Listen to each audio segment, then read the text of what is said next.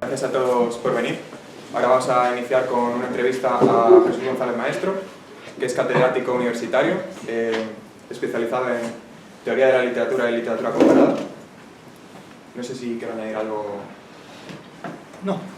Aunque creo que se define usted mejor por la cantidad de libros y por su labor prolífica, ¿no? Si quiere puedo nombrar algunos de los libros que ha publicado. Entre ellos se encuentra Crítica de la razón literaria, Ensayo sobre el fracaso histórico de la democracia en el siglo XXI, Anatomía del Quijote, Una filosofía para sobrevivir en el siglo XXI, El fracaso de la felicidad, sobre el que vamos a hablar hoy, o el que ha motivado las preguntas de esta entrevista, y Fronteras invisibles, entre otros, evidentemente.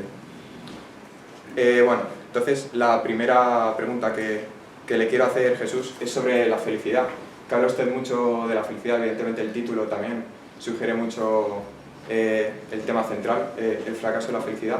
Le quiero preguntar, para usted la felicidad, tal y como la define en su ensayo, si se puede llamar así, ¿sería un bienestar anímico, físico, un mens sana in corpore sano, por ejemplo? ¿Hay una diferencia con la alegría? Bueno, vamos a ver. Cuando a veces me preguntan en qué consiste la felicidad, yo siempre digo lo mismo, y tal vez si ustedes me han oído hablar alguna vez de la felicidad en esos términos, sabrán que yo siempre digo que la felicidad consiste en tener salud. Creo que no hay salud mental, como ha dicho también una persona que ha escrito recientemente un libro sobre esta cuestión, sino que hay salud. Donde hay salud hay de todo, y donde además de haber salud hay dinero, pues hay más posibilidades de que esa salud pues se pueda conservar si la persona que la tiene la quiere conservar, etcétera, etcétera. Pero si a mí alguien me preguntara en qué consiste la felicidad, yo diría sin dudarlo que la felicidad consiste en tener salud. Cuando uno tiene salud, se siente bien en el sentido más literal de la palabra, más genuino de la palabra, y creo que eso es muy importante. Sí es cierto que mis interpretaciones, tanto de la felicidad como de cualquier otro asunto, tienen un fundamento en la literatura, tienen un fundamento literario.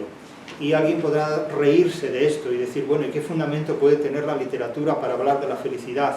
Pues el mismo que puede tener la mecánica cuántica para hablar de la libertad. Y no quiero empezar apagando fuegos con gasolina, pero es así. Yo he dicho recientemente que ninguna ciencia puede negar mi libertad ni la de ustedes, porque las ciencias no se preocupan ni de afirmar ni de negar la libertad de los seres humanos. Las ciencias se preocupan de interpretar la realidad. Hacer uso de la ciencia para afirmar o negar la felicidad o la libertad de un ser humano es otra cosa. Lo que sí quiero decir con que acudo a la literatura para interpretar determinadas condiciones o situaciones en la vida es porque, en efecto, la literatura humaniza la vida mucho más que otras actividades. Que no digo que la deshumanice, pero desde luego la literatura es una cita con valores humanos. Y hay muchas personas que utilizan otras actividades humanas, otras disciplinas humanas para interpretar la realidad y la vida humana, que son tan legítimas como cualesquiera otras, pero yo me baso más en la literatura por razones de formación o de deformación profesional. Entonces, la literatura sobre la felicidad nos dice muchas cosas, como también nos la dice sobre la libertad, por ejemplo. Entonces, sí es cierto que hay muchas personas que acuden a la filosofía, o acuden al derecho, o acuden a la economía, o acuden a la mecánica cuántica para explicarse lo que es la felicidad, la libertad o el amor. A veces algunas personas me escriben para decir, ¿y usted cree que el amor existe? Y añaden, y voy a leer, me dice esa persona, voy a leer uno de los diálogos de Platón para ver lo que dice sobre el amor. Y mire, no pierda el tiempo con eso. Es decir, si usted quiere saber lo que es el amor, busque una persona, enamórese de esa persona y evite pasar demasiadas noches con Virgilio. Porque pasar demasiadas noches con Virgilio conduce a hacer preguntas como la que me acaba de hacer. Es decir, la literatura no reemplaza al amor. El amor es una cuestión que hay que vivir, es un hecho, es una experiencia que hay que vivir. Y luego, si usted quiere, puede leer lo que Platón escribía sobre el amor, o lo que escribía sobre el amor Spinoza, que debía saber muchísimo, o Tomás de Aquino, que debía de saber otro tanto, o Nietzsche, que lo que sabía lo aprendió donde ya se lo imaginan ustedes. Entonces, claro, lo que no podemos es reemplazar la experiencia de la felicidad por la lectura de lo que determinados autores han escrito sobre la felicidad, porque la experiencia personal que cada uno pueda tener sobre la libertad o sobre la felicidad no depende de lo que ha escrito Platón, ni de lo que ha escrito Aristóteles, ni de lo que escribió Spinoza o de lo que dijo Borges, que puede ser muy interesante y puede ser muy valioso, pero no es determinante sobre mi propia experiencia. Entonces, es lo mismo que acudir a Platón para decir, es que Platón dice sobre la literatura esto o aquello. Que diga lo que quiera. ¿Qué puede decir sobre la literatura alguien que desconoce 25 siglos de literatura que nosotros sí estamos obligados a interpretar? Entonces, lo que sobre el amor haya escrito Borges, Spinoza o Federico Nietzsche me parece muy bien para entender a Nietzsche, a Borges o a Spinoza, pero no para entender el amor. Porque la experiencia amorosa que cualquiera de nosotros pueda tener no se puede agotar con noches con Virgilio. O sea, tiene que requerir algo más. Y con la felicidad ocurre exactamente lo mismo. Naturalmente, cuando le preguntamos a una persona en qué consiste la felicidad, pues cada cual tendrá una respuesta. Como le preguntamos a cualquiera en qué consiste la libertad, cada cual nos dará una explicación. Entonces hay definiciones, naturalmente, que describen lo que es la felicidad. Bueno, la felicidad es un estado anímico fundamentado pues, en una satisfacción moral, en una eudemonía, o en una satisfacción de salud, o en una mente sano, en un cuerpo sano, como si la mente y el cuerpo estuvieran separados, o cosas por el estilo. Es una cuestión que no sé en qué pensaba Juvenal. Supongo que los intérpretes de Juvenal son los responsables, porque la mente no está separada del cuerpo. O sea, del mismo modo que el ojo no está separado del cuerpo. Como la gente dice, es que el cerebro piensa. No, el cerebro no piensa, piensa la gente que tiene cerebro y no siempre. El cerebro no piensa por sí mismo, el cerebro piensa si está dentro de un organismo que funciona, que tiene riego sanguíneo, etcétera, etcétera. Como el ojo ve, el ojo no ve, ve la persona que tiene ojos sanos en condiciones que hacen posible la visión. Del mismo modo que el oído no oye, oye la persona que tiene un oído sano en determinadas condiciones. De hecho, no podemos sacar el ojo, ponerlo encima y decir, ojo, ¿qué ves? No, eso no funciona. Y con el cerebro ocurre lo mismo. Entonces, claro, esa es una manera de hablar que sirve para entendernos, pero que tampoco podemos reducir en un sentido literal de la expresión. Entonces, si a mí me preguntan qué es la felicidad, yo diría que la felicidad consiste en tener salud. Pero esto no quiere decir que el resto de seres humanos estén obligados a pensar lo mismo que yo sobre la felicidad. Habrá gente que considere que la felicidad consiste en tener mucho dinero, otros que digan que consiste precisamente en lo contrario, en tener muy poco dinero y en vivir en un tonel. Mucho cuidado con esos argumentos, porque si alguien que vive en un tonel llega a ser ministro de la vivienda, ¿dónde acabamos todos? En varios toneles. Entonces, cuidado con este tipo de alegrías y con estos momentos de entusiasmo ascético, porque no todos somos colegas de Diógenes. Entonces, en fin, mucho cuidado con esto, porque el coliving en un tonel debe ser muy emocionante, pero yo no lo quisiera ni para mí ni para ustedes tampoco. No sé si con esto más o menos... Vale, pues también me ha abierto el melón del amor, pero de eso trataremos más tarde. Siguiendo con la felicidad, le quería preguntar, bueno, usted dice explícitamente en el libro que la felicidad es la superstición más rentable de todas. Entonces, ahora voy a citar dos obras, El Conde Lucanor y El Quijote, para proyectar un poco la concepción de la superstición en esa época. Entonces, en El Conde Lucanor dice: «Et non creades ni infiedes agüeros ni en otro devaneo, que acierto sed que de los pecados del mundo el que a Dios más pesa, en que onde mayor tuerto el mayor desconocimiento face a Dios, es encantar agüero estas tales cosas». Y luego en El Quijote, en boca de Sancho, dice: «He aquí, señor, rompidos y desbaratados estos agüeros, y si no me acuerdo mal, he oído decir al cura de nuestro pueblo que no es de personas cristianas ni discretas mirar en estas niñerías, y aun vuesa merced mismo me lo dijo los días pasados, dándome a entender que eran tontos todos aquellos cristianos que miraban agüeros». Entonces, la pregunta es, Jesús, ¿por qué cree que la religión se pelea tanto con las supersticiones? Y si la superstición de la felicidad entra en el dominio de la religión o es su enemiga. Bueno, ahí hay muchísimos factores, muchos factores. En primer lugar, vamos a seguir un orden, vamos a seguir el orden cronológico de la pregunta y sus planteamientos. El Conde Lucanor es la obra que el príncipe don Juan Manuel noble que hace literatura con contenidos esencialmente populares, escribe en una tradición genealógicamente literaria que se identifica con la parénesis. La parénesis o la literatura parenética, como todo el mundo sabe, es una literatura que se fundamenta en contenidos sapienciales, en contenidos doctrinales, morales, edificantes. Es decir, la literatura está en ese contexto al servicio de la educación intelectual del ser humano para hacer del ser humano una persona más valiosa. Sobre todo porque enfrenta al ser humano con la experiencia del desengaño. Es una literatura que parenéticamente aconseja al ser humano lo que debe evitar para fracasar.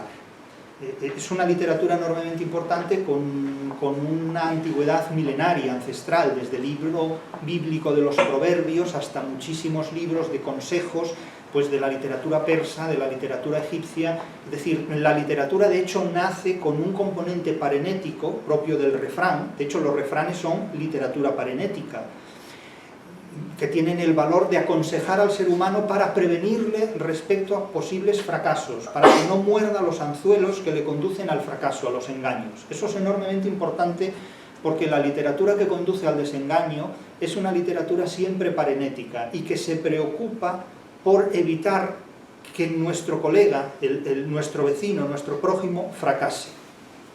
Es una literatura que desengaña, es una literatura que evita el idealismo. La superstición es un idealismo. Claro, la superstición consiste en creer que cuando uno pues, ve un gato negro trae mala suerte. Ver un gato negro significa que un gato de color negro cambia de sitio, pero eso no... O los Azores, ¿no? Mudados, que interpreta el Cid como algo que trae mala suerte, pero en realidad se vence a la mala suerte. Eso no tiene nada que ver.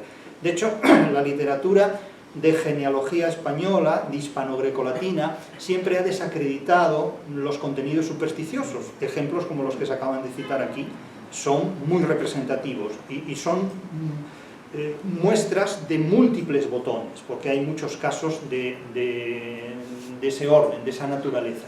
El ejemplo del Quijote es muy bien conocido. Cuando Don Quijote vuelve a su aldea, ve a dos niños disputando entre ellos, y uno le dice al otro, no lo has de ver en todos los días de tu vida. Y Don Quijote hace una especie de bibliomancia o filologomancia y dice, bueno, a partir de esa declaración voy a interpretar el futuro y a quien no he de ver en todos los días de mi vida que me queden es a Dulcinea del Toboso. Y entonces el pobre hombre entra en una depresión mucho mayor todavía de la que le supone haber perdido ante el Judas del Quijote, que es Sansón Carrasco.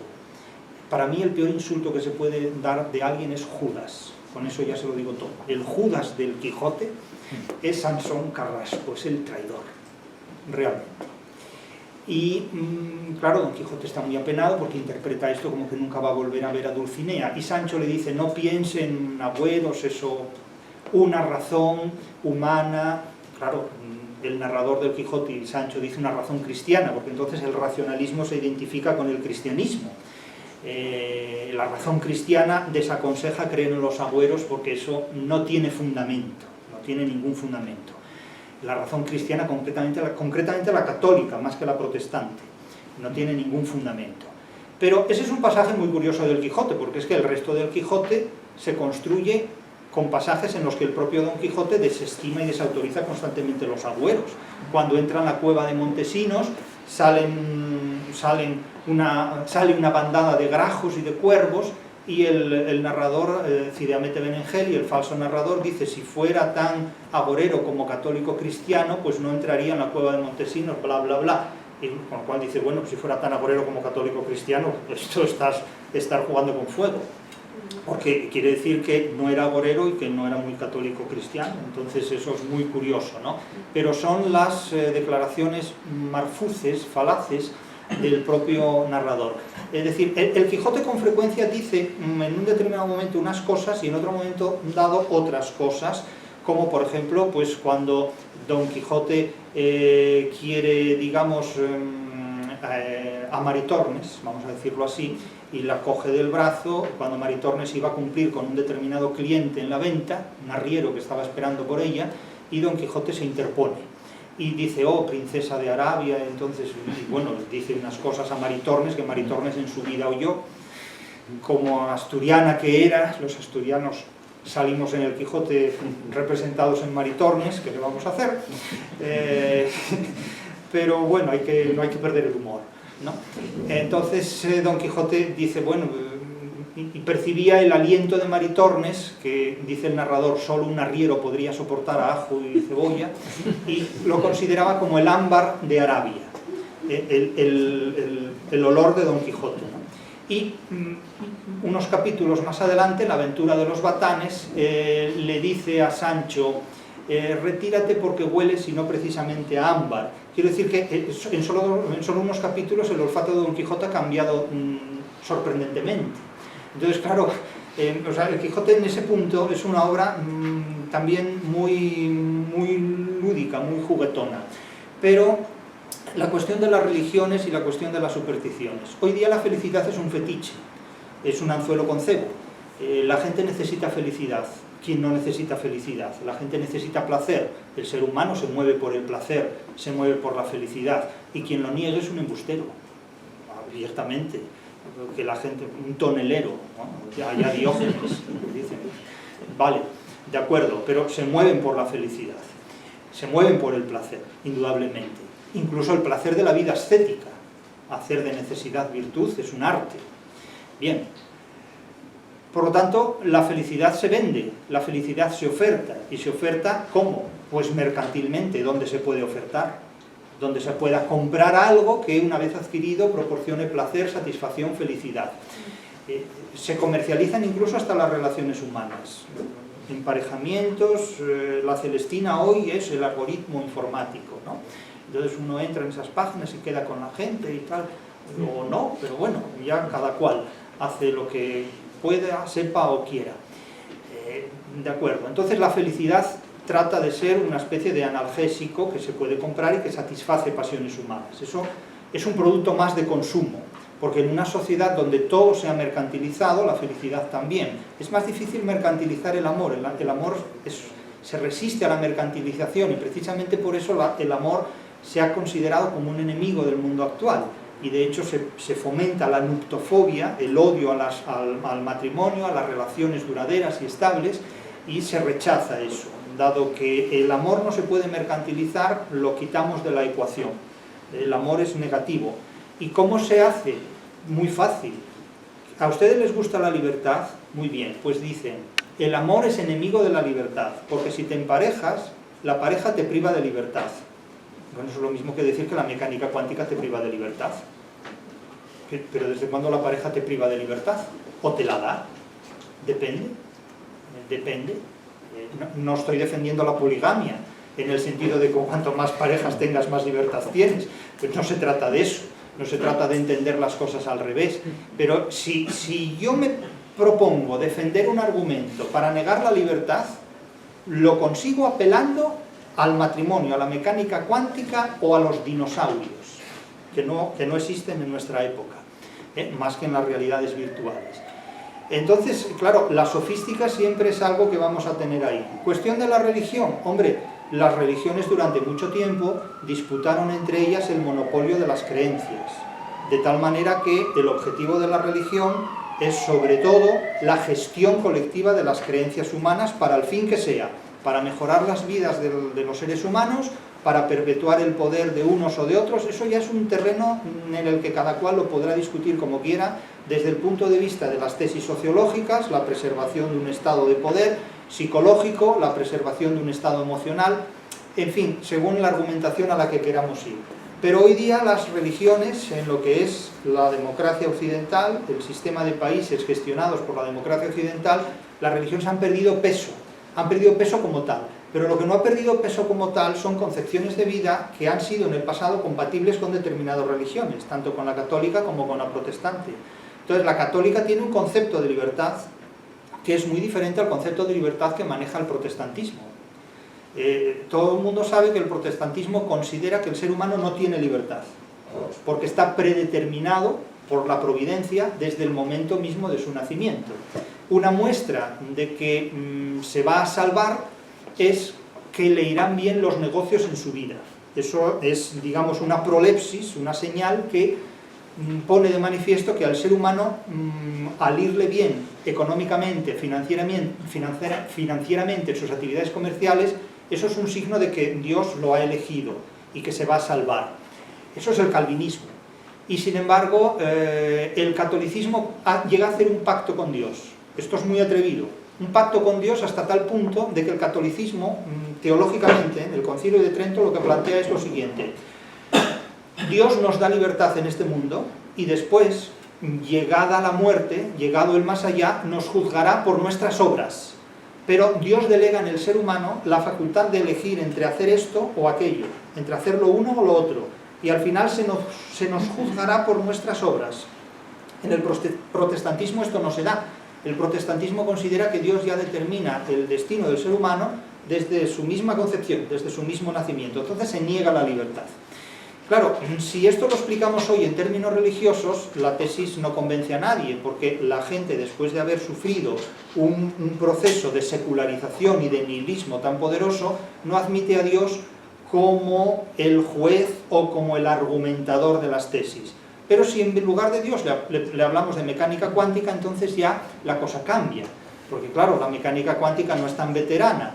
Y dice, bueno, la mecánica cuántica, el cientifismo algo tendrá que decir, ¿no? Entonces si le decimos que la mecánica cuántica con sus algoritmos dispone que tú no tienes libertad, entonces dice, bueno, pues claro, la mecánica cuántica es más simpática hoy que Dios, ¿no? Así. Entonces, bueno, algo tendrá la mecánica cuántica cuando los que...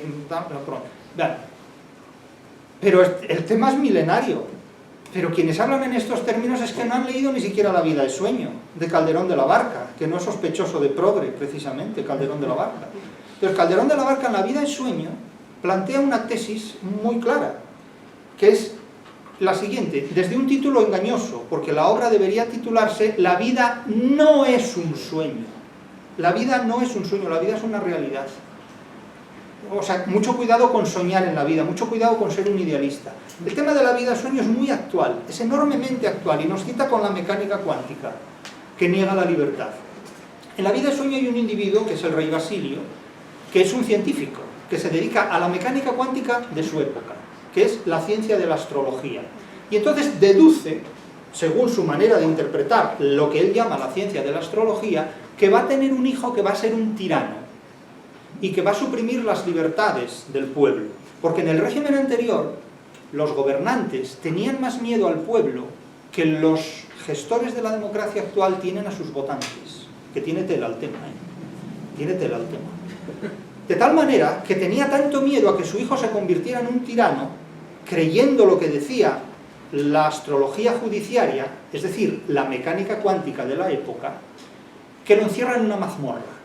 De ahí que Segismundo aparezca pues encerrado en una mazmorra y condenado, predeterminado por la interpretación que se hace de los astros, a creer ciegamente en ese destino, en virtud del cual, como va a ser un tirano, no se le puede permitir salir de esa mazmorra. Se le niega la libertad, en cumplimiento de lo que disponen los astros, la mecánica cuántica que tiene en la mente el rey Basilio, ¿verdad? ¿Qué ocurre? Pues ocurre que Calderón de la Barca, que es un defensor de la libertad humana dentro del racionalismo teológico de Trento, en virtud del cual el ser humano en este mundo tiene libertad para elegir entre el bien y el mal, y según lo que elija será juzgado después, frente a una concepción protestante del mundo donde se niega esa libertad y el ser humano no elige nada, porque está condenado o galardonado desde el momento de su nacimiento, haga lo que haga, con lo cual está legitimado todo lo que haga, porque el bien y el mal están muy difusos, pues este Segismundo se las arregla para salir de esa mazmorra y ejercer su libertad y demostrar, cuando finalmente llega a ser rey, que no es un tirano. Entonces, ¿qué es lo que defiende esta obra? Pues en primer lugar lo que defiende la obra es que la vida no es un sueño, y que esto de suponer que vivimos en un mundo de engaños y de falacias, sí, pero tras el engaño y la falacia está una realidad que forma parte de este mundo, no del más allá. El más allá es otra cosa. Claro, el catolicismo del siglo XVII es muy inteligente, porque al llegar a este pacto con Dios, lo que hace es quitar a Dios del medio. De una manera además muy inteligente, porque quita a Dios del medio, es decir, nos lleva al ateísmo sin proclamar el ateísmo. De hecho, la sociedad verdaderamente secularizada no es la del siglo XVIII ilustrado, sino la del siglo XVII, que vendiendo religión vivieron en el ateísmo muy cómodamente, porque se quedaron con la libertad. Los protestantes siempre hablaron de una libertad de conciencia, pero la libertad de conciencia es la que permite al canario en una jaula sentirse libre, o la que en virtud de la cual el trabajo te da la libertad. El trabajo te da dinero, si acaso. La libertad te la compras con el dinero que tengas o con la fuerza de la que dispongas. Entonces, finalmente, Segismundo sale de esa mazmorra y consigue gobernar en libertad. ¿Por qué? Pues porque la vida no es un sueño, como le hacen creer a Segismundo. Soñé que en otro estado más lisonjero me vi. No es esa recreación que hace Borges diciendo un mandarín chino que soñaba que era una mariposa y cuando despertó no sabía si era una mariposa que soñaba ser un hombre, y la gente lee esto y es feliz y tal y cual. Bueno, ¿y después qué, macho? O sea, ¿después qué haces de eso? ¿Eso qué es, una adivinanza o qué es eso? La literatura no es una adivinanza. De tal manera que la tesis de la vida es sueño, es que el ser humano, aunque lo metan en un saco, aunque lo metan en una mazmorra, tiene por derecho natural una libertad que debe ejercer. Por eso Calderón de la Barca dirá, mucho antes que yo, que no hay ninguna ciencia, ni la astrología judiciaria, ni la mecánica cuántica, ni el re bemol, ni absolutamente nada, que pueda negar la libertad de la que dispone un ser humano. Porque no es la mecánica cuántica la que niega la libertad. Son determinados individuos que, haciendo un uso pseudofilosófico y pseudocientífico de una ciencia llamada mecánica cuántica, me dicen a mí que yo no tengo libertad, como si esos individuos fueran unos mediums que interpretaran oracularmente la mecánica cuántica para negar la libertad al ser humano. Por lo tanto, yo sí hago un elogio de la libertad, pero no lo hago yo, lo hace Calderón de la Barca, y lo hace en 1630 y tantos, Calderón de la Barca. Quiero decir que no es necesario acudir a la Ilustración para que se nos hable de la libertad, porque en el siglo XVII, en el racionalismo literario del siglo XVII, de una obra tan carca como pueda ser La vida es sueño, ya hay un concepto de libertad completamente actual. No podemos acudir a las ciencias, sustituyendo a Dios por las ciencias, por un cientifismo que nos resulta más convincente que una metafísica carca, para negar al ser humano la libertad y en lugar de libertad venderle una felicidad de mercado, una felicidad de rastro, ¿no? Una felicidad barata, que no conduce absolutamente a nada, porque es una adicción, es una drogadicción. Por eso creo que la literatura parenética y concretamente un antídoto contra los enemigos de la libertad, no solo es el Quijote, que el Quijote no es sospechoso de ser un libro carca, es que es Calderón de la Barca, es decir que, como he dicho muchas veces ya, y hay que repetirlo en este contexto, en este lugar, Lutero no necesitó la mecánica cuántica para censurar la libertad, para prohibir la libertad, para negar la libertad. Y Calderón de la Barca no necesitó la democracia para afirmar la libertad, para afirmar el libre albedrío. Es decir, la razón que la Ilustración y el siglo XVIII se arrogan a sí mismas como las grandes descubridoras de la libertad, llega a España con 200 o 300 años de retraso. Lo que ocurre es que vivimos en un mundo donde los intelectuales españoles, sobre todo los que se dedican a la literatura, son profundamente ilustrados, tienen una mentalidad completamente ilustrada. E incluso cuando hablan del Quijote, lo hacen en términos de la Ilustración. Porque uno ya no sabe si el Quijote que leen esos intelectuales es el que escribió Cervantes, el que escribió Avellaneda o el que ellos han traducido a un español actual, como si el español de Cervantes no fuera el actual. Porque el primer error que cometen algunos intelectuales al hablar del Quijote es hacer creer al pueblo llano que no está capacitado para leer el español de Cervantes, que es el mismo que nosotros hablamos. Ese ya es el primer error muy ilustrado, en virtud del cual la élite considera que el pueblo no sabe lo que hace. Bien, pues ha mencionado usted la mercantilización de la literatura. No sé, como no soy agorero, no sé interpretar si es un buen o un mal signo, pero ha predicho usted un poco el contenido de la próxima pregunta. Y es que usted en el libro dice: el éxito de un escritor depende de la cantidad masiva de lectores que se identifiquen con él o contra él. Y a este respecto hay dos autores del siglo de oro, Lope de Vega y Cervantes, que se posicionan cada uno con una opinión contraria, ¿no? Y Lope de Vega en El arte nuevo de hacer comedias dice: porque como las paga el vulgo, es justo hablarle necio para darle gusto. Mientras que por otra parte Cervantes en el Quijote dice: La poesía no ha de ser vendible en ninguna manera. No se ha de dejar tratar de los truhanes ni del ignorante vulgo, incapaz de conocer ni estimar los tesoros que en ella se encierran. Y no penséis, señor, que yo llamo aquí vulgo solamente a la gente plebeya y humilde, que todo aquel que no sabe, aunque sea señor y príncipe, puede y debe entrar en número de vulgo. Entonces la pregunta que le hago a Jesús es, ¿cree que la literatura pierde su valor cuando se mercantiliza y ajusta al gusto de los consumidores o no? En principio no. En principio no, y digo por qué. El mercado es una realidad, la literatura es otra realidad. A veces coinciden y a veces no. La literatura se puede mercantilizar. El Quijote es una obra que se ha mercantilizado. El Quijote se vende mucho. El Quijote es un gran bestseller. Lo que pasa que no se cuenta porque es verdad. Entonces la gente dice que el libro más leído del mundo es la Biblia. Bueno. Y me dirán, bueno, ¿y quién lee el Quijote? Más gente de la que parece. Y la Biblia la lee menos de la que se cree. Pero el mercado sigue su curso y gracias al mercado ha sido posible también conocer mucha literatura. Entonces el mercado en sí no es enemigo de la literatura y la literatura no es enemiga del mercado. Otra cosa es hacer pasar mercantilmente por literatura lo que en absoluto es literatura. Pero eso ya es otra cosa.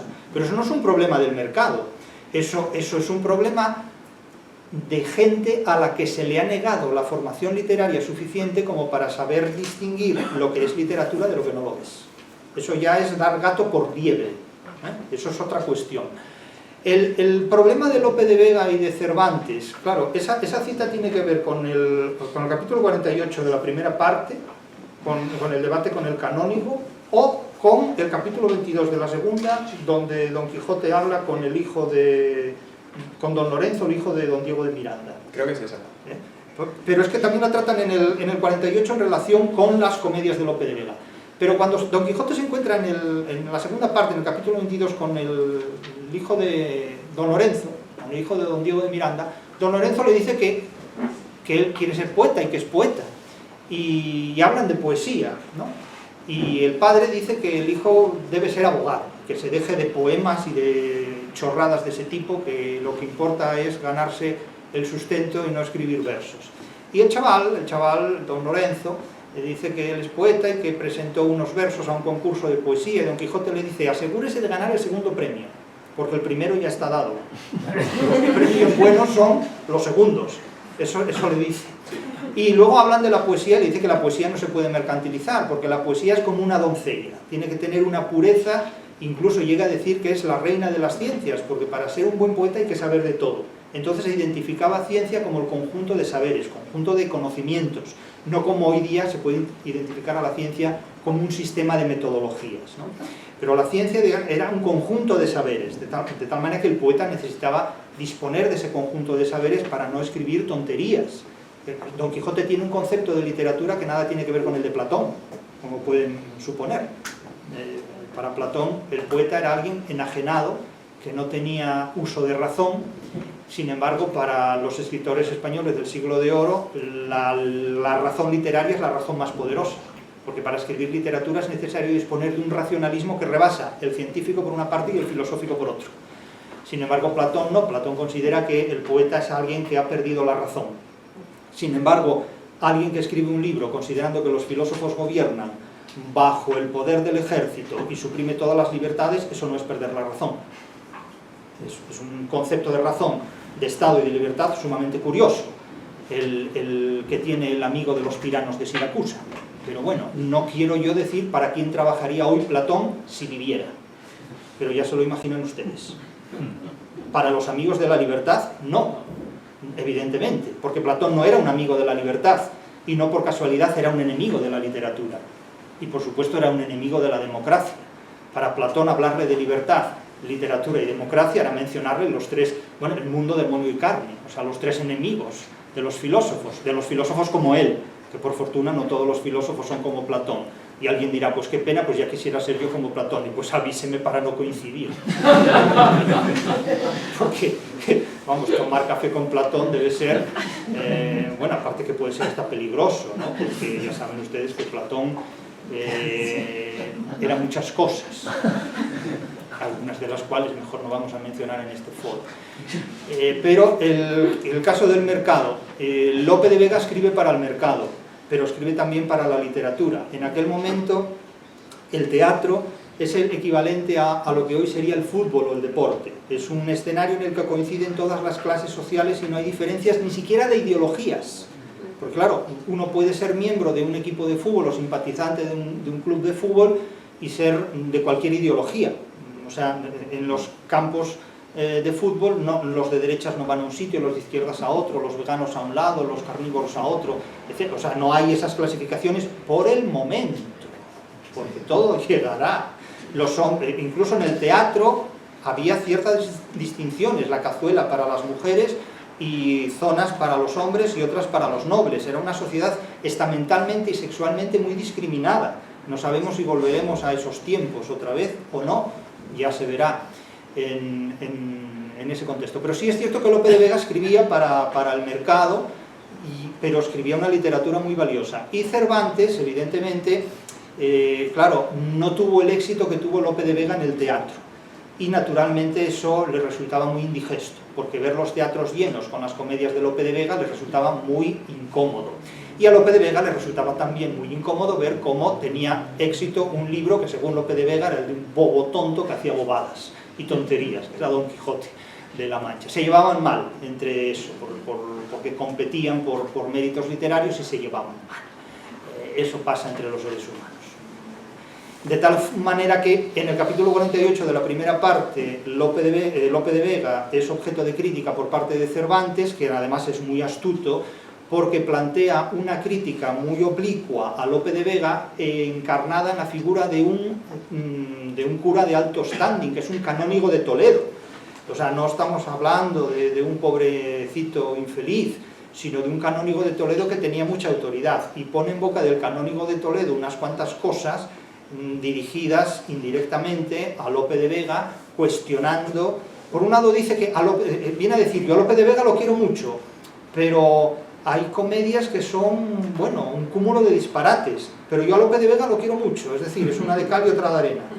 Y claro, Lope de Vega pues mantenía con él una relación también muy hostil. Pero Lope escribió para el mercado y triunfó mercantilmente. Se puede despreciar al pueblo, y hay razones para despreciarlo. Se puede despreciar a las élites y hay razones también para hacerlo. Pero en el Siglo de Oro, la relación entre élites y pueblo era muy estrecha y eso se rompió con la Ilustración. La Ilustración no quiere saber nada con el pueblo. La Ilustración gobierna para el pueblo pero sin contar con él. En el Siglo de Oro las cosas no eran así. Es un concepto de sociedad completamente diferente. Hoy vivimos en una sociedad heredera de la Ilustración. Y la gente se considera muy elitista y considera que es muy valiosa por no tratar con el pueblo. Y a veces se olvida de algo muy importante. Y pongo el ejemplo del autor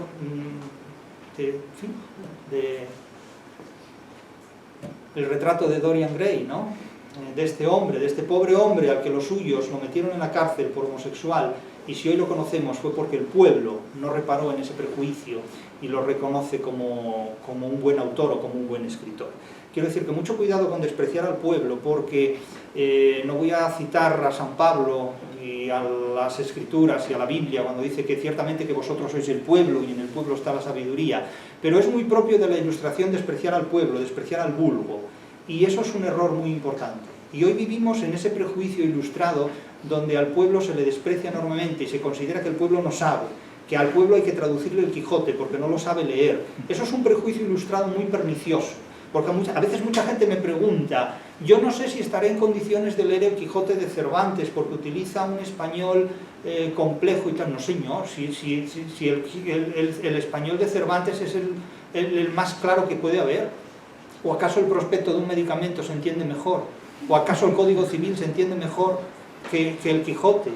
¿O acaso lo que hablan algunos políticos y periodistas es más claro que lo que dice el narrador del Quijote? O sea, realmente eso es un equívoco. Entonces, escribir para el pueblo, escribir para el mercado, no es tan negativo como pudiéramos pensar. Hay que ver qué es lo que se escribe y hay que ver en qué nicho de mercado estamos. Pero yo en este punto discriminaría muy bien esos aspectos antes de condenarlos globalmente. Pues hablando de éxitos comerciales, ahora vamos a pasar a la esfera anglosajona, solo en esta pregunta. Y voy a citarle un fragmento de Hamlet, de Shakespeare. Voy a reproducirle un diálogo. Entonces, Hamlet dice: Dinamarca es una cárcel, Rosencrantz. En tal caso, también lo será el mundo, Hamlet. Sí, una soberbia cárcel, en la que hay muchas celdas, calabozos y mazmorras. Y Dinamarca es una de las peores, Rosencrantz. No somos de esa opinión, señor. Hamlet, pues entonces no lo será para vosotros, porque nada hay bueno ni malo si el pensamiento no lo hace tal. En el libro de Buen Amor se diría: no una mala palabra si no es a mal tenida. Pero Shakespeare no solo coincide con el arcipreste de Ita. Para él, el mundo es una jaula. Usted también dice algo parecido en su libro. Cito textualmente: Internet es el domador de masas. El mundo, el planeta entero, es una jaula global. Entonces, la pregunta es: ¿cree que el mundo también es una jaula? ¿O es Internet el artífice de la naturaleza carcelaria del mundo? Bueno, ahí hay muchas cosas muy interesantes. Si el mundo es una jaula muy amplia. Eso es importante. Dinamarca no es el mundo. Y la Dinamarca de Hamlet aún menos. Vamos por partes. Toda la literatura shakespeariana está basada en la literatura que tiene delante, que es la literatura hispano-grecolatina. De hecho, los personajes shakespearianos son personajes extraídos de la literatura de la que puede extraerse. Todo ese conjunto de personajes que es la literatura hispano-grecolatina, es la que hay. No hay una literatura alemana en el siglo XV para tomarla de ejemplo, ni en el siglo XVI. No hay una literatura danesa, no hay tampoco una literatura inglesa concebible antes del siglo XVI al margen de la tradición literaria hispano-grecolatina. El gran autor de la literatura inglesa, que es Geoffrey Chaucer, es alguien que se inspira claramente en el formato de la novela, en el formato de los cuentos de Canterbury, que tiene un referente claramente grecolatino. En ese momento grecolatino, luego ya será más hispano. Los personajes de Shakespeare son personajes totalmente elitistas. Son personajes, ustedes no encontrarán en Shakespeare personajes populares que no traten con las élites, salvo la excepción de Falstaff, que trata de formar parte de las élites, pero son siempre personajes elitistas y al servicio de las élites. No encontrarán en Shakespeare la popularidad de los personajes de Lope, incluso de Calderón o del propio Cervantes. Es una literatura muy elitista y es una literatura que siempre nos retrotrae al mundo medieval, al mundo renacentista o previo al Renacimiento. No hay ningún personaje de Shakespeare que pase de 1700. Sin embargo, todos los personajes de Cervantes exigen vivir en un mundo contemporáneo.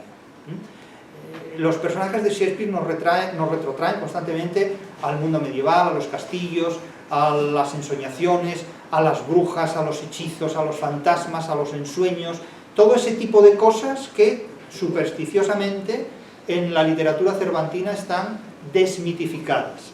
En la literatura cervantina, cuando hablo una cabeza es porque es una cabeza hueca, como la cabeza encantada. Cuando un mono se declara divino, adivina hechos que han ocurrido en el pasado después de que alguien haya ido antes a un pueblo a verificarlos, a contárselos a Maese Pedro para que luego los recite. Es decir, la literatura hispánica desmitifica mentiras, mientras que la literatura de Shakespeare las escenifica teatralmente. Eso es un dato enormemente importante. Ahora bien, la pregunta va orientada sobre todo a la cuestión de la globalización y la cárcel de la globalización. La globalización, como todos los movimientos, tiene muchas ventajas y tiene muchos inconvenientes. La globalización pone a disposición de muchos de nosotros recursos y posibilidades que antes de la globalización no era posible ni siquiera concebir. Por lo tanto, no se puede condenar en bloque a la globalización, porque la globalización es un paquete que tiene cosas para unos positivas y para otros negativas. Otra cuestión es el uso que muchos de los aspectos de la globalización conllevan en nuestra forma de vida. Yo sí creo que la globalización guarda una estrecha relación con tres hechos determinantes en el siglo XXI que para mí son muy importantes, son enormemente importantes y que van a determinar la vida de quienes a lo largo del siglo XXI pues lleguen a su vejez. Yo ya no conoceré esa vejez, a mí me quedan, como mucho en el mejor de los casos, me quedan 25 años de cuerda, en el mejor de los casos, y de esto hay que ser consciente. Pero la gente que ha nacido ya en el siglo XXI pues puede llegar a la segunda mitad del siglo XXI sobradamente e incluso a sus postrimerías. Pero lo que sí es cierto es que hay tres hechos, a mi juicio, en el siglo XXI, que son, en primer lugar, el fracaso histórico de la democracia. La democracia como sistema de gobierno fracasa históricamente en el siglo XXI porque es un sistema político agotado. Es un sistema político agotado y agotado por parte de las élites que no se encuentran cómodas en él, y agotado por parte del pueblo que ve que las promesas que en nombre de la Ilustración se ha obligado a la democracia a cumplir no se cumplen. No hay posibilidad de tener una casa, de alquilarla, no hay posibilidad de un trabajo estable, las relaciones humanas han fracasado completamente, se envenena la relación entre hombres y mujeres, entre milenaristas y búmeres, entre los que viven en el pueblo de arriba y en el pueblo de abajo, es decir, parece que todo está envenenado. La democracia no puede resolver tantos problemas. La democracia no puede resolver los problemas a los que nos enfrentamos en el siglo XXI. Y no se nos ocurre a ninguno de nosotros una alternativa política a este régimen que está agotado. Estamos ya tocando tierra, en un callejón sin salida. Y las revoluciones se producen en callejones sin salida. No sabemos qué puede venir después de la democracia. Nadie lo sabe. Nadie lo sabe, ni siquiera los que consultan la mecánica cuántica. No lo sabemos, pero sí percibimos que la democracia es un régimen político agotado. ¿Qué vendrá después?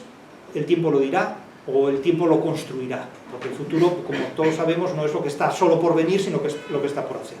Luego hay un segundo hecho importante, que es la destrucción del Estado. El Estado es una institución que le ocurre lo mismo que a la democracia. Es el continente de la democracia, porque la democracia es un contenido del Estado, pero es que el Estado fracasa cuando hay un régimen político que no da lugar a otro. Y vemos que el Estado fracasa ante algo tan desafiante como la globalización. La globalización supone la ruptura de las fronteras políticas, de las fronteras estatales, y la irrupción de grandes movimientos internacionales, financieros, que están por encima de los Estados.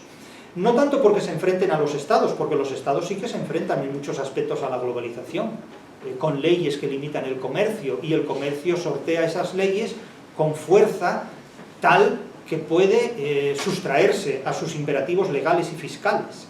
Entonces, la historia del comercio es una historia muy potente y muy poderosa, y a ella me he referido en esa sesión de 20 vídeos que le he dedicado a Paolo Prodi en su libro El Séptimo, la historia del robo, del hurto en el comercio, que es un libro que sostiene tesis muy diferentes a las de Escotado. Escotado considera que los enemigos del comercio son básicamente quienes lo niegan, y los identifica, en grosso modo los identifica con el comunismo. Los enemigos del comercio, para Escotado, serían en principio los comunistas.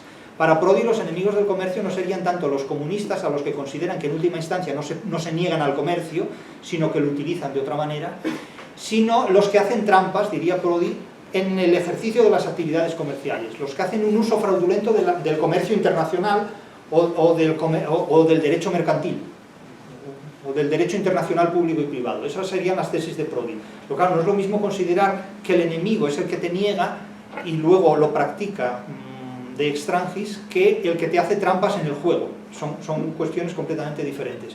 Pero lo que sí es cierto es que el comercio ha tenido que enfrentarse a muchos obstáculos históricamente, primero a los que le imponía la Iglesia en tiempos medievales, después a los que, cuando nace el Estado, prácticamente en el siglo XV, y España es uno de los primeros estados en nacer, 1492, antes de 1492, en 1474 ya se configura, indudablemente, como Estado impone al comercio muchas limitaciones, y ya en el siglo XXI el comercio ha vencido el pulso a la Iglesia, por supuesto, y a los Estados también. Entonces el siglo XXI es el siglo de la globalización y del comercio. ¿A qué nos va a conducir esto? No lo sé, pero yo sí observo un fracaso de la democracia y un fracaso también del Estado. El Estado se descompone, porque el Estado no tiene quien lo defienda.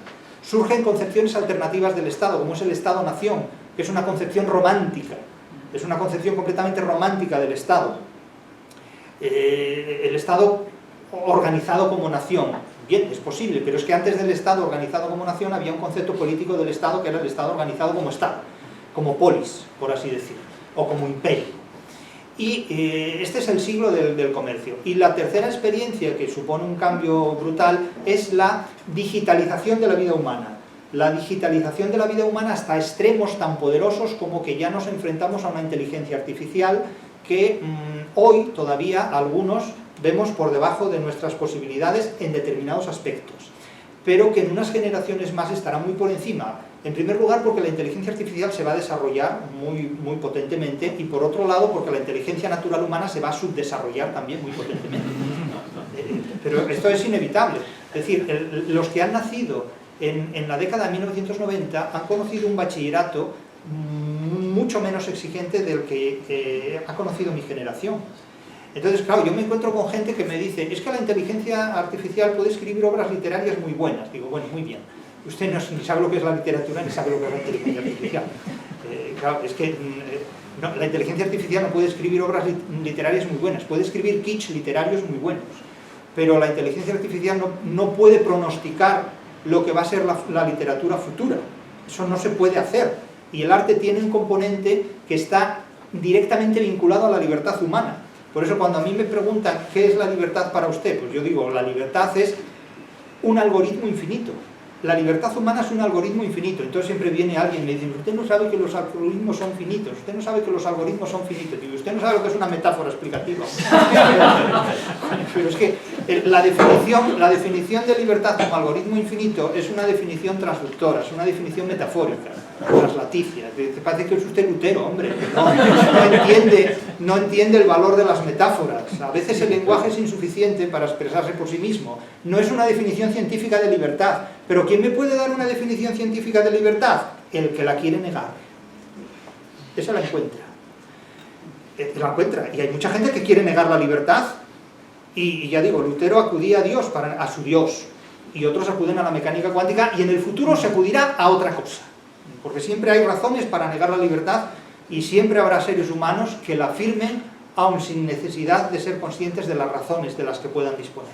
Entonces, la destrucción de la experiencia natural humana a través de la digitalización, hoy ya hablamos, vamos a un banco y hablamos con una inteligencia artificial, allí donde vayamos tenemos una inteligencia artificial delante que nos reubica constantemente. Incluso hay gente que mantiene relaciones afectivas con inteligencia artificial, como en la película Her, u otros que he visto alguna noticia por ahí, que no sé si será verdad o no, gente que se casa con una inteligencia artificial y cosas por el estilo. Y digo, bueno, no quiero imaginar lo que pueden hacer con las entradas de los puertos USB. Por eso ya mejor no imaginarlo. Lo que quiero decir con esto es que, evidentemente, la vida de un ser humano organizada en un mundo donde no hay democracia, donde no hay Estado y donde las relaciones humanas se sustituyen con una mecanización de la vida, eso es enormemente diferente a lo que hemos conocido. No sé si será mejor o peor, eso ya no me compete a mí juzgarlo, pero que es diametralmente diferente por completo. Porque se imaginan ustedes no, pero sus nietos, si es que los llegamos a tener, cómo se vive en un mundo donde no hay democracia, donde no hay Estado y donde no hay relaciones humanas directas. ¿Cómo es ese mundo? Orwell, 1984, Aldous Huxley, Un mundo feliz, La República de Platón, no lo sé, pero en un mundo así no se puede escribir el Quijote ni tampoco leerlo. Pues leyendo unas líneas más abajo en Hamlet, la misma obra, este personaje prosigue diciendo así: podría estar yo encerrado en una cáscara de nuez y me tendría por rey del espacio infinito, si no fuera por los malos sueños que tengo. Entonces, mi pregunta ¿es Hamlet un partidario de la regla de los 3 metros, que ahora explicará usted bien? ¿Y qué razón persuade a las personas para limitar su libertad hasta tal grado? Bueno, Hamlet es un producto anglosajón y piensa como lo que es. Eso no lo puede decir ningún personaje de la literatura española. Porque, en primer lugar, es que lo de Hamlet, a mí, es que, vamos a ver, Hamlet a mí siempre me sorprendió por la admiración que causa.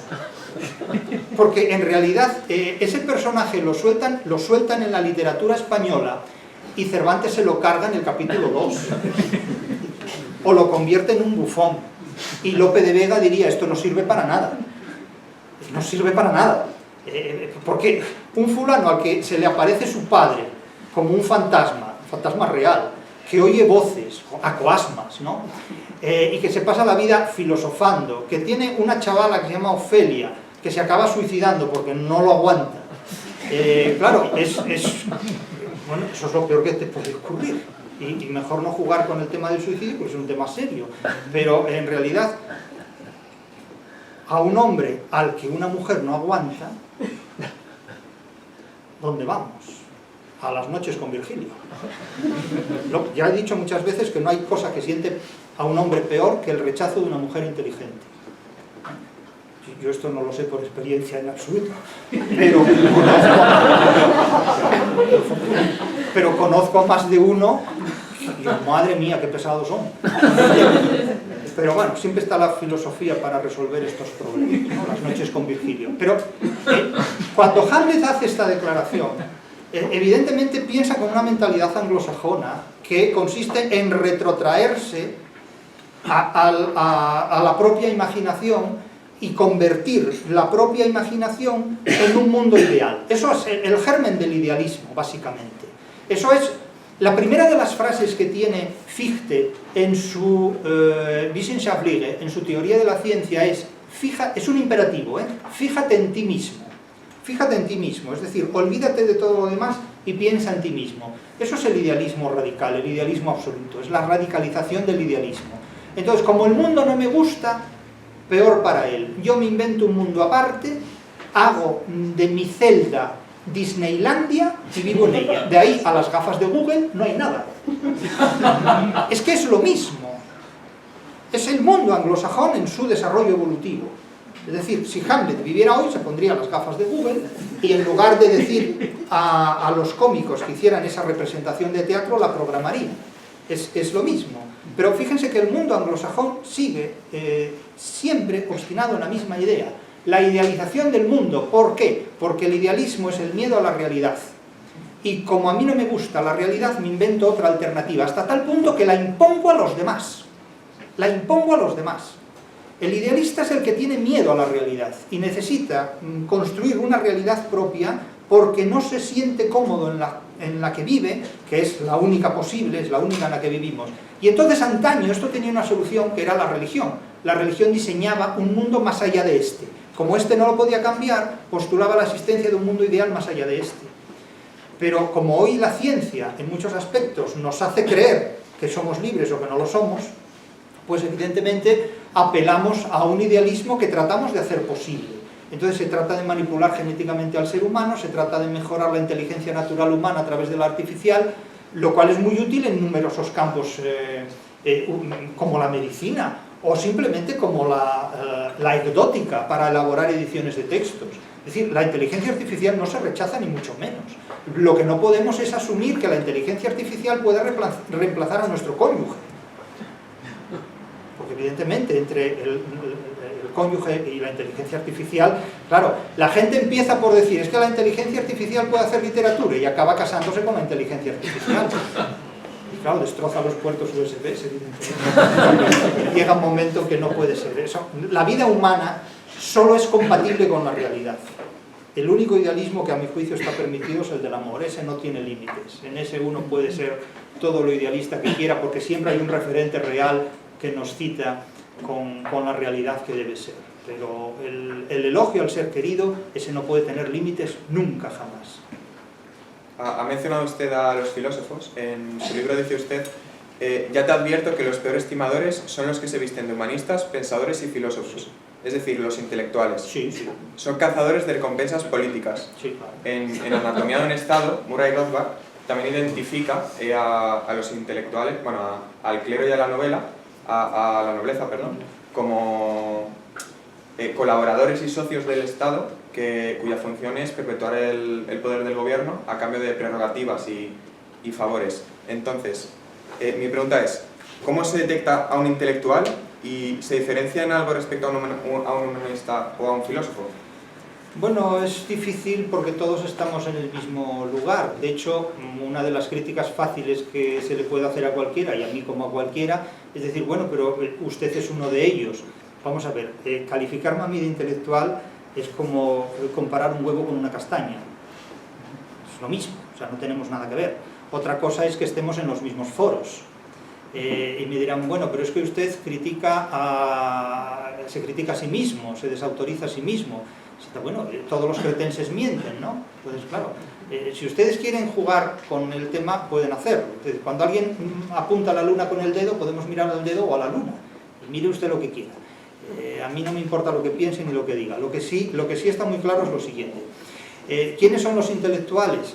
Pues los intelectuales son un número de personas definidas por una palabra que es enormemente ambigua y que significa muchas cosas. Ahora bien, los intelectuales no son críticos con el poder, que es lo que yo sí sostengo. Los intelectuales son colaboracionistas del poder. No son críticos con el poder, los intelectuales trabajan para un poder, siempre trabajan para un poder. Desde Erasmo de Róterdam, que trabajó para su poder, para sus poderes, como los intelectuales de hoy, los de mañana y los de cualquier otra época. Los intelectuales siempre trabajan para un poder, como los filósofos siempre trabajan para un poder. Detrás de una filosofía hay siempre una política y una ideología y hay una religión, que son los tres géneros básicos de la comunicación humana. La filosofía o habla de política, o habla de religión, o habla de autoayuda. De hecho, Platón habla de autoayuda, habla de política y habla de religión, que es el contenido de la filosofía, básicamente. Y esto no es una crítica a la filosofía, es el reconocimiento de una realidad. También la literatura habla de estas cosas, pero la literatura habla de estas cosas en términos de ficción. El problema es que el filósofo se cree realmente que existe el Leviatán, el Demiurgo, el Volksgeist, el noúmeno, las mónadas y el espíritu absoluto. O sea, Hegel dialoga con el espíritu absoluto como hoy nosotros hablamos con la inteligencia artificial. O sea, se creen que eso existe de verdad. Y claro, esto es un problema. Es un problema para los que piensan en esos términos. O sea, Spinoza hablaba de la sustancia pura como si la sustancia pura existiera realmente. Entonces, claro, cuando alguien se ciega con estos conceptos, pues puede resultar muy peligroso. Además, las filosofías construyen sistemas que son propios de una época, y son sistemas muy estables y muy cerrados, que son coherentes en una época, pero que en otra época resultan muy difíciles de digerir o de sostener con la misma coherencia. Entonces, ¿cómo se salva esto? Con la hermenéutica. Es que donde dijo tal cosa quiso decir esta otra. Entonces, claro, la hermenéutica es el preservativo, es el salvavidas de lo infumable. Entonces, lo mismo ocurre con la literatura. Cuando los textos clásicos son incompatibles porque hay una época donde lo políticamente correcto ha cambiado de código, entonces se usa la hermenéutica para decir, donde dijo esto quiso decir lo otro. Entonces la hermenéutica sirve para salvar los muebles a objetos que, al cambiar las ideologías, las filosofías, las religiones y las creencias, pues hay que seguir manteniéndolos en el mercado, de alguna manera. Los intelectuales son catalizadores perfectamente de estas ideas. Ahora bien, que los intelectuales se hayan endiosado como lo han hecho, claro, son portavoces de sistemas políticos. ¿Cómo saber lo que son, quiénes son los intelectuales? Bueno, pues basta verlos. Pero sobre todo, fíjense ustedes quiénes reciben los premios. Fíjense quiénes reciben los premios. Son gente inofensiva. Los galardones se dan a gente inofensiva. La gente problemática no recibe premios salvo póstumamente. La genialidad es un problema hasta que la sociedad no la controla. La sociedad no autoriza ni permite la genialidad hasta que esta genialidad no ha sido debidamente controlada. Solo cuando la genialidad está controlada está galardonada, es decir, a título póstumo. Sí. En otro momento del libro, usted dice que el precio de la libertad es la inteligencia y el trabajo duro. Miguel Ancho Bastos, que es un profesor también de economía universitario, dice que la fórmula de una sociedad exitosa es el capitalismo, el ahorro y el trabajo duro. Entonces, luego, por otra parte, en el libro de Buen Amor, en la estrofa 71, se dice: como dice Aristóteles, cosa es verdadera, el mundo por dos cosas trabaja. La primera, por haber mantenencia, la otra era por haber juntamiento con fembra placentera. Entonces, la pregunta es, Jesús, ¿por qué el trabajo es tan importante para la libertad individual? Bueno, pues a mi juicio porque es lo que permite comprarla. Es que la libertad es lo que los demás nos dejan hacer. Y yo he interpretado siempre la libertad a partir de tres casos. El caso genitivo, dativo y ablativo. Que para mí son los que articulan la libertad, en teoría, porque luego la libertad en la práctica es lo que ocurre cuando voy a poner los ejemplos que voy a poner. Pero teóricamente todo es muy bonito, todo suena muy bien, pero ¿cuál es esta declinación de la libertad? Para mí la libertad es lo que los demás nos dejan hacer. Es la lucha por un poder que nosotros tenemos que disputar con los demás, contra el vecino. a veces en colaboración con el vecino contra otro vecino, ¿no? Pero es lo que los demás nos dejan hacer. Entonces hay tres terrenos de juego. En primer lugar está una libertad genitiva, una libertad de hacer cosas. Yo tengo la libertad de levantarme o de sentarme, tengo la libertad de coger a mi interlocutor y abofetearlo, porque no espera que lo vaya a hacer. Entonces, si lo hago, pues lo cogeré por sorpresa y lo puedo tumbar o lo que sea. Yo tengo la libertad para hacer eso, él también la tiene, porque yo no espero que lo haga. Pero claro, a continuación viene el segundo estadio, la libertad activa, que me da a mí hacer eso. ¿Qué me proporciona a mí hacer eso? Pues que llamen ustedes al señor de seguridad, que se persone aquí la policía inmediatamente y que yo ya pase la noche en el calabozo. Y me digan, pero usted está mal de la cabeza, nadie esperaba que esto ocurriera, etcétera, etcétera. Entonces, la libertad genitiva, que es una libertad básicamente física, de moverse, de salir de aquí, de levantarse, puesto que no soy todavía un anciano que no tenga pues una inmovilidad o una enfermedad o una limitación física, pues es una libertad genitiva, es una libertad básica. Genitividad es decir, de hacer cosas, ¿no? De levantar la mesa, de enchufar, de tirar la cámara, pues esta libertad. Ustedes pueden venir, coger, romper la cámara, tienen libertad de eso. Ahora si lo hacen les parto la cara, ¿eh? Eso queda claro, eso queda clarísimo. Eso queda clarísimo, luego nos vemos donde quiera. Pero hay, la libertad de hacer ese tipo de cosas es perfectamente posible. Es perfectamente posible. ¿Qué se consigue con eso? Bueno, pues acabar en los juzgados, acabar pues a mal, estropear relaciones personales, etcétera, etcétera. Es la consecuencia que eso tiene, una libertad dativa. Pero es que luego hay una libertad ablativa. Y esta me la van a pillar muy rápidamente. La libertad ablativa es el cociente de haber ejercido las dos anteriores. Les pongo un ejemplo muy práctico que me van a pillar rápidamente. Ustedes son unos empresarios. Son un grupo de empresarios. Tienen la libertad genitiva de hacer una inversión. La hacen y consiguen unos beneficios. ¿Bien? Dativamente consiguen unos beneficios. Después de eso, ustedes hacen una declaración a Hacienda fraudulenta. Y Hacienda ablativamente les va a recortar esos beneficios, multándolos primero porque les ha identificado el fraude y después, bueno, quitándoles lo que por ley les tendría que quitar. Bien. Pero es que incluso aunque ustedes no hagan fraude y declaren sus beneficios, los beneficios declarados fiscalizan un X%, un tanto por ciento. Esa es la libertad ablativa que se toma el Estado. La libertad ablativa es lo que corta, lo que recorta la libertad. Lo que recorta básicamente la libertad genitiva. La libertad ablativa es que si yo abofeteo a un interlocutor, acabo en el juzgado y después ante un fiscal que va a penalizar mi acto. Es decir, no solo he conseguido acabar en el juzgado, sino que voy a ser juzgado y a pagar una pena económica o de cárcel o lo que corresponda. De tal manera que la libertad se articula en esos terrenos. Iniciar una guerra, hay países que tienen medios genitivos, libertad de bombardear otro país, para conseguir lo que se verá, pero el otro país puede responder. Entonces eso limita ablativamente la libertad genitiva inicial. Así es como se regula en teoría la libertad. Luego, claro, ustedes imagínense que trabajan en una universidad, quieren opositar a titular, a contratado doctor, a catedrático, tienen que enfrentarse con la NECA. La NECA representa la libertad ablativa. Una libertad ablativa que no tenían ante sí generaciones anteriores. Los boomers podían ser catedráticos de universidad con 28 años, no había NECA. ¿Quién ha montado la NECA? Los marcianos no. ¿Quién ha montado las agencias de evaluación? Los habitantes de Júpiter no. Es decir, esto es una creación terrena, antropológica. Ningún dios, ni siquiera la mecánica cuántica ha montado la NECA para limitar la libertad. Entonces, claro, cuando alguien tiene que desarrollar una libertad genitiva limitada por una libertad ablativa que es más poderosa que la genitiva, ahí se corta toda la libertad.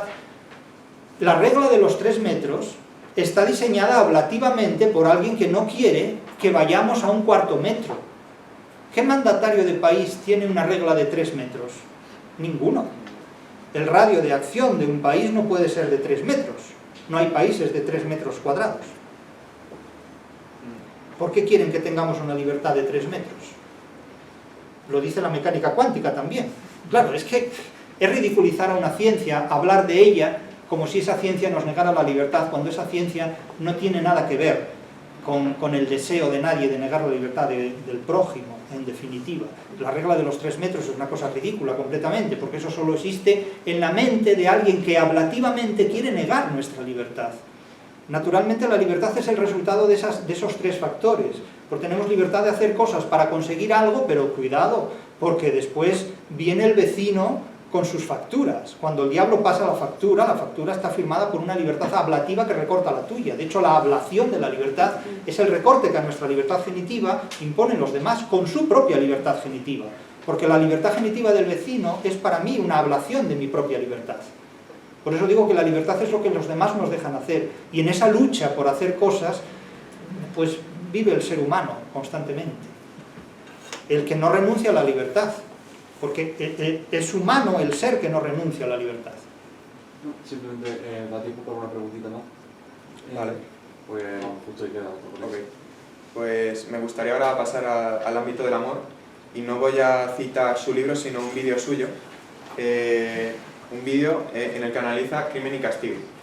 Entonces, usted dice, una característica de los locos es que no se enamoran. Por eso sorprende que la gente diga, me enloqueces o estoy loco por ti. Ese es el disfraz que adoptan los cuerdos cuando están saturados de emociones amorosas. Asimismo, en La Diana de Jorge de Montemayor se dice lo siguiente: no me parece que porque el amor tenga por madre a la razón, se ha de pensar que él se limite ni gobierne por ella, porque no hay cosa que después de nacida menos corresponda al origen de donde nació. Mi pregunta es, ¿el amor que no sabemos explicar es verdadero amor? El ser humano no lleva a cabo actos irracionales. En absoluto, el amor es un acto profundísimamente racional. De hecho, nadie se dedica a morrear con una pared. El ser humano sabe perfectamente de quién se enamora y cómo lo hace. Los locos pueden representar el papel de cuerdos mucho mejor que los propios cuerdos, y los actores profesionales pueden representar el papel de locos mucho mejor, tal vez, que los propios locos. Eso es la paradoja del comediante, en definitiva. Pero el amor, indudablemente, es una experiencia muy racional, humana, y esto la literatura lo sabe, aunque los personajes literarios finjan lo contrario. Pero que un personaje literario crea que el amor es irracional no significa que Jorge de Montemayor piense lo mismo. Del mismo modo que el hecho de que Celestina creyera en el poder de la magia no significa que Fernando de Rojas fuera un hechicero, ni mucho menos. El amor es un acto humano profundísimamente racional, es un acto humano muy interesado, se mueve por interés. A mí me interesa el amor de una persona y no de otra persona. El amor y el dinero viajan juntos, muy a gusto, no se incomodan en absoluto el uno al otro. Es decir, sobre el amor hay tópicos muy falsos y muy equivocados. Y evidentemente las personas racionales y sensatas fundamentan muy bien su amor, un amor que puede durar perfectamente toda la vida sin ningún tipo de problemas. Es falso completamente considerar que fortuna fatiga el amor, la fortuna fatiga sus flaquezas, decía Quevedo, de la vida, pero no del amor necesariamente. Y no soy idealista en este punto en el amor, soy perfectamente realista y hablo de lo que sé y de lo que vivo. El amor es una de las fuerzas más poderosas que mueve al ser humano. Es tan poderosa o más como la fuerza de la libertad.